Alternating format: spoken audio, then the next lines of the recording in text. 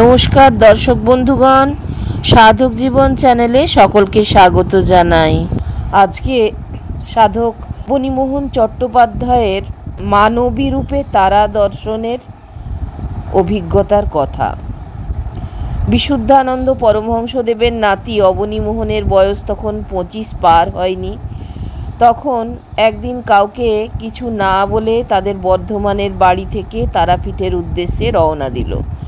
সারাদিন ধরে বেশ দ্রুততার সঙ্গে হেঁটে চলেছে, যাতে সে সন্ধে নামার আগেই তারাপীঠ পৌঁছতে পারে। এদিকে তারাপীঠে পৌঁছানোর আগেই চরাচর জুড়ে সন্ধ্যা নেমে এলো। অন্ধকারের মধ্যে আর কোনো মতেই সামনে এগোনো সম্ভব নয়। সেই রাতে থাকার জন্য একটি আস্তানা খুঁজতে লাগলো অবনীমোহন। পথের ধারে বিশাল একটি মাঠের শেষ প্রান্তে অবনীমোহনের মনে হলো কেউ যেন একটি কুঁড়ে ঘরের দ্বারে দাঁড়িয়ে সন্ধ্যা প্রদীপ দিচ্ছে। অবনীমোহন আশার আলো দেখতে পেল। রাতে হয়তো সেখানে থাকার জায়গা মিলতে পারে। ওই আশাতেই সে বুক বেঁধে কুঁড়ে ঘরের দিকে এগিয়ে গেল। কুঁড়ে ঘরের সামনে উপস্থিত হয়ে দেখল তার অনুমানই ঠিক। স্পষ্ট দেখতে পেল কুঁড়ে ঘরের সামনে দাঁড়িয়ে এক বৃদ্ধা সন্ধ্যা প্রদীপ দিচ্ছেন। বৃদ্ধাকে বলে যদি কোনো রকম রাতটুকু থাকার ব্যবস্থা করা যায়, এই আশা নিয়ে অবনীমোহন সেই বৃদ্ধার কাছে গিয়ে রাতে থাকার জন্য প্রার্থনা করল। অবনীর প্রার্থনায় সানন্দে সম্মত হলেন বৃদ্ধা।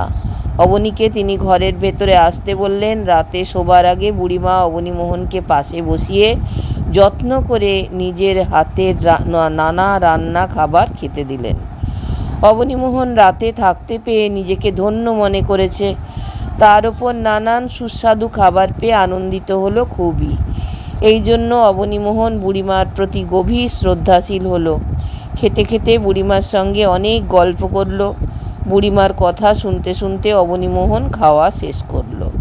সারাদিন না খেয়ে এতটা পথ হাঁটার জন্য অবনীমোহনের যেমন ক্ষুধার্ত তৃষ্ণার্ত হয়েছিল, ঠিক তেমনই ক্লান্তও হয়েছিল খুব। তাই পেট ভরে খাওয়ার পর তার চোখ বুজে এলো ঘুমে। তার শোবার ব্যবস্থাও অতি যত্নের সঙ্গে নিজের হাতে করেছেন বৃদ্ধা। অবনীমোহনের শোয়ার আগে বৃদ্ধা তাকে জিজ্ঞাসা করলেন, তুমি কোথায় যাচ্ছিলে বাবা? তখন অবনীমোহন বৃদ্ধাকে বলল, তারা মায়ের দর্শনের জন্য আমার মন খুবই ব্যাকুল হয়েছে মা, তাই তো একাকী তারাপীঠ যাচ্ছি। তারা মায়ের দর্শনে যাচ্ছে শুনে বৃদ্ধা অত্যন্ত প্রসন্ন হলেন। যাই হোক, বিছানা তৈরি দেখিয়ে অবনীমোহন আর বেশি কথা না বলে তাড়াতাড়ি বিছানায় শুয়ে পড়ল। শুয়ে শুয়ে সে ভাবতে লাগলো তারা মায়ের অশেষ কৃপার কথা।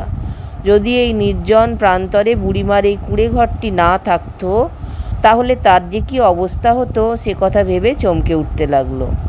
এসব কথা ভাবতে ভাবতেই সারা দিনের হাঁটার ক্লান্তিতে শীঘ্রই ঘুমিয়ে পড়ল অবনীমোহন।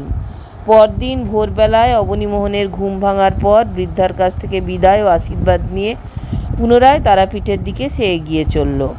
পথ চলতে চলতে হঠাৎ একটি বড় গাড়ি তার পথ রোধ করে দাঁড়ায়। সে গাড়িতে 2-3 জন যাত্রী ছিলেন। তাদের জন্য অবনীমোহনকে জিজ্ঞাসা করলেন, তুমি কোথায় যাবে? উত্তরে সে জানায় তারাপীঠ। তার কথা শুনে ভদ্রলোক বললেন, আমরাও তো তারাপীঠ যাচ্ছি, তুমি কষ্ট করে এত পথ হেঁটে যাবে কেন? গাড়ি তো ফাঁকাই যাচ্ছে, আমাদের গাড়িতে বরং উঠে এসো। তারা মায়ের কৃপা ভেবে অবনীমোহন সানন্দে ওই গাড়িতে উঠে বসল।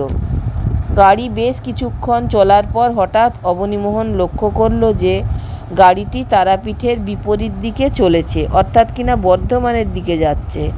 তখন সে বিস্মিত হয়ে তাদেরকে বলল, এ পথ তো তারাপীঠ যাওয়ার নয়, এই রাস্তা তো বর্ধমানের দিকে গেছে।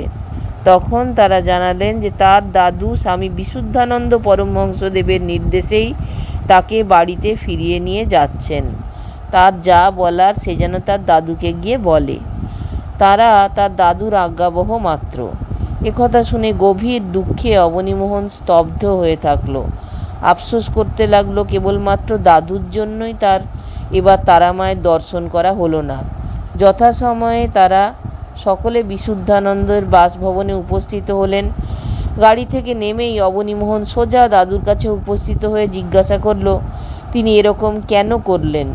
প্রবীণ সিদ্ধপুরুষ অত্যন্ত স্নেহের সঙ্গে তার তরুণ নাতিকে বললেন, তোমার তো তারামায়ের দর্শন হয়েছে খুব ভালোভাবেই, সেজন্য তারাপীঠ যাওয়ার তো আর কোনো প্রয়োজন নেই। একথা ভেবেই তোমাকে ফিরিয়ে নিয়ে এলাম।